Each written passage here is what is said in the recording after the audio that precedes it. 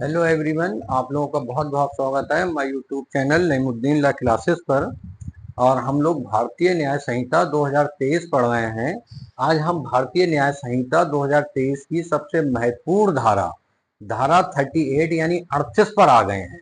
38 का जो हेडिंग है वो है शरीर की प्राइवेट प्रतिरक्षा के अधिकार का विस्तार मृत्यु कारित करने पर कब होता है। यानी कब आप अपने शरीर या किसी अन्य व्यक्ति के शरीर की प्रतिरक्षा करते हुए किसी व्यक्ति की भी मृत्यु कारित कर सकते हैं। यानी ये एक सबसे गंभीर अपराध भी होता है, सबसे गंभीर बचाव भी है कि कब आप एक ऐसे व्यक्ति की मृत्यु कारित कर सकते हैं। तो ये धारा 38 में बताया गया है। इसमें 7 पॉइंट दिए गए हैं, आपको सातों याद रखना बहुत जरूरी है। ये जो धारा है प्री मेंस इंटरव्यू तीनों में खूब पूछी जाती है, कोई भी एग्जाम हो। इसमें है क्या, ये 7 पॉइंट है। मृत्यु, घोरोपति, बलात्संग, प्राकृतिक विरुद्ध, काम तृष्णा, व्यपरण, अपहरण, सदोष परिरोध, अम्ल फेंकने का प्रयास या अम्ल फेंकना। ठीक, तो ये सातों पॉइंट हम समझेंगे इस वीडियो में। सिर्फ यही एक धारा समझेंगे क्योंकि इसका समझना बहुत महत्वपूर्ण है। इससे जुड़ी 2 धाराएं और हैं, वो नेक्स्ट वीडियो में समझेंगे, लेकिन ये धारा अपने आप में एक काफी महत्वपूर्ण है, इसलिए इसको समझना बहुत आवश्यक है। तो जो बैरेक्ट है तो उसमें यह कहा गया है कि शरीर की प्राइवेट प्रतिरक्षा के अधिकार का विस्तार मृत्यु कारित करने पर कब होता है।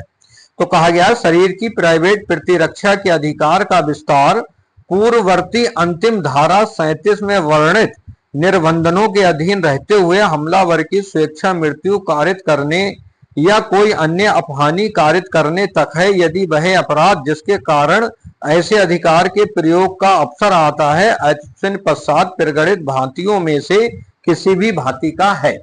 यानी ये 7 पॉइंट दिए हैं। पहला पॉइंट क्या है कि ऐसा हमला जिससे युक्त रूप से यह आशंका कारित हो, अन्यथा ऐसे हमले का परिणाम मृत्यु होगा। यानी कोई भी ऐसा हमला जिससे युक्त रूप से यह आशंका कारित हो गई कि अब ऐसे हमले का परिणाम मृत्यु होगा, तब आप क्या कर सकते हैं, हमलावर की मृत्यु कारित कर सकते हैं। जो दूसरा पॉइंट है वो है घोरोपति यानी ग्रेवियस इंजरी। इसमें कहा गया है कि ऐसा हमला जिससे युक्त रूप से यह आशंका कारित हो कि अन्यथा ऐसे हमले का परिणाम घोरोपति होगा। मतलब हमले का परिणाम क्या होगा, घोरोपति होगा। सी में है बलात्संग रेप, यानी बलात्संग करने के आशय से किया गया कोई हमला। डी में है प्राकृतिक विरुद्ध, काम तृष्णा की तृप्ति के आशय से किया गया कोई हमला। नेक्स्ट है ई है व्यपरण या अपहरण करने के आशय से किया गया कोई हमला। अभी इनके केस लॉज भी हम पढ़ेंगे। आगे है एफ, इस आशय से किया गया कोई हमला कि किसी व्यक्ति का ऐसी परिस्थितियों में सदोष परिरोध किया जाए जिनसे उसे युक्त रूप से यह आशंका कारित हो कि वह अपने को छुड़वाने के लिए लोक प्राधिकारियों की सहायता प्राप्त नहीं कर सकेगा। लास्ट है अम्ल फेंकने या देने का कृत्य या अम्ल फेंकने या देने का प्रयत्न करना जिससे युक्त रूप से यह आशंका कारित हो कि ऐसे कार्य के परिणाम स्वरूप अन्यथा घोरोपति कारित होगी। तो ये 7 पॉइंट हैं। इनमें यह बताया गया है कि कब किसी हमलावर की आप मृत्यु भी कारित कर सकते हैं अपने बचाव में या किसी अन्य व्यक्ति के शरीर की सुरक्षा करते हुए। अब चूंकि जो आईपीसी है इसमें जब तक केस लॉज ना हो ये पूरी समझ में नहीं आ सकती। तो एक एक पे देखते हैं जो इनके केस लॉज हैं वो किस तरह से हो सकते हैं, उनको भी देख लेते हैं। तो इसमें जो मृत्यु पर जो पहला केस है वो बहुत अच्छा केस है। एक सेकेंड, देखिए, हाँ, इसके बारे में कहा भी गया है कि विधि एक व्यक्ति को जिसके वह युक्त आशंका है कि उसका जीवन खतरे में है या उसके शरीर को घोरोपति कारित होने की संभावना है, ये अधिकार देती है कि वह अपने हत्यारे को जबकि उसके ऊपर हमला किया जा रहा है या होने वाला है मृत्यु कारित कर दे, किंतु आशंका युक्त होनी चाहिए, मात्र काल्पनिक नहीं। ये बड़ा ध्यान देने योग्य है, जो आशंका है वो युक्त होना चाहिए, काल्पनिक नहीं होनी चाहिए। ठीक, अभियुक्त को कार्य क्षति निवारणीय कृत्य के गुण एवं प्रकृति के अनुरूप एवं समतुल्य होनी चाहिए। यह धारा उन परिस्थितियों को इंगित करती है जिनके अंतर्गत कोई व्यक्ति व्यक्तिगत प्रतिरक्षा के अधिकार का उपयोग करते हुए आक्रमणकारी की मृत्यु कारित कर देता है। तो देखिए इसमें जो मृत्यु की आशंका है उस पर एक केस है बहुत अच्छा, गुलिंगप्पा बनाम सिदरप्पा, यानी तमिलनाडु का केस है ये मृत्यु पर। तो इसमें एक बात कही गई, ए और बी एक सत्रधारी वर्ग द्वारा खोज की जा रही थी, जिन्होंने मतलब ए और बी जो दो लोग थे, कुछ लोग हथियारों से लैस होकर इनकी खोज कर रहे थे कि ये मिल जाए। ये लोग एक कमरे में छिपकर बैठे थे।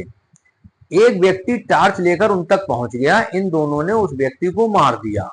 जब मार दिया, इनको पकड़ लिया गया और इन पर मृत्यु दंड से अपराध करने का मुकदमा चला। तो इन्होंने ये कहा कि हमें पूरी आशंका हो गई थी कि लोग हथियारों से लैस हैं और हमें मार देंगे।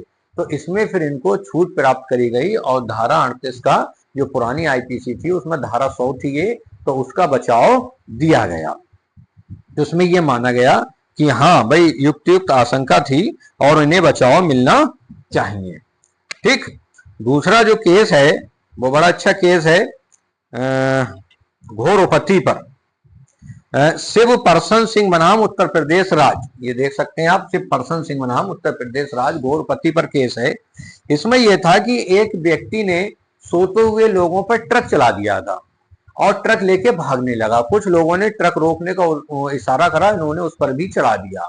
जब इस पर हत्या का मुकदमा चला, भाई सामने से आप ट्रक चढ़ा रहे हैं तो व्यक्ति की हत्या हो, मृत्यु हो जाएगी।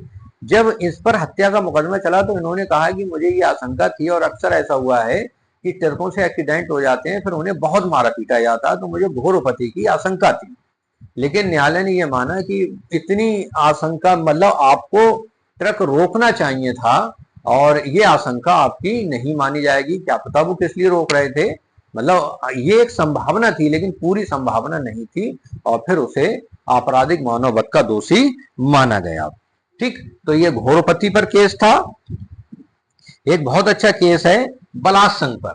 बलासंग पर जो केस है उसका नाम है प्रकाश चंद्र बनाम राजस्थान राज्य।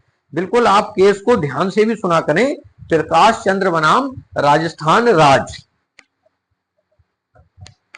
यह है प्रकाश चंद्र वर्षित राजस्थान राज्य। इसमें क्या हुआ था, इसमें 3 लोग एक मतलब 20 दिन पहले 15-20 दिन पहले एक महिला से छेड़खानी करने को लेकर एक गांव में झगड़ा हुआ। 3 लोग फिर उस महिला को मतलब उस महिला के घर गए और उन्होंने उसका पति और उसका जेठ खाना खा रहा था, उस व्यक्ति को पुकारा। महिला आई, टार्च की रोशनी में उन्होंने देखा महिला, उसको फिर उन्होंने खींचना शुरू कर दिया और कहा कि आज इसको मजा चखा देंगे। बलात्संग के आशय से वो दोनों निकल के आए, मारपीट हुई और एक व्यक्ति की इसमें मृत्यु कारित हो गई जो कि हमलावर थे। उन लोगों ने जब उन पर मृत्यु दंड से दंडनीय अपराध का मुकदमा चला तो उन्होंने ये ग्राउंड लिया अपने बचाव में कि भाई मेरी पत्नी को ये लोग खींच के ले जा रहे थे और मुझे पूरी आशंका थी उसके साथ बलात्कार करेंगे, इसलिए मैंने इसे मार दिया। तो न्यायालय ने इस केस में ये माना भी हाँ ये बलात्संग की युक्त आशंका थी। दूसरा अपहरण से संबंधित बहुत महत्वपूर्ण केस है, बहुत बार आया है, विश्वनाथ बनाम उत्तर प्रदेश राज्य। इस केस में यह था एक व्यक्ति अपनी पत्नी को बुलाने उसके मायके गया, लेकिन मायके वाले उसकी पत्नी को भेजने को तैयार नहीं थे। वो व्यक्ति जोर जबरदस्ती थे अपनी पत्नी को बाहर खींचने लगा। इसी में उसका साला आया और चाकू लेके आया, चाकू उसके पेट में लग गया और उसकी मृत्यु हो गई। ये विश्वनाथ उस व्यक्ति का साला था जो मृतक था। तो बात ये आई, उसने ये बचाव लिया कि ये मेरी बहन का अपहरण करके ले जा रहा था जबकि वो जाना नहीं चाह रही थी। तो न्यायालय ने ये माना कि हाँ एक भाई अपनी बहन को बचाने के लिए कुछ भी कर सकता है और यहाँ उसे बचाव दिया गया। तो ये इस तरह के केस हैं।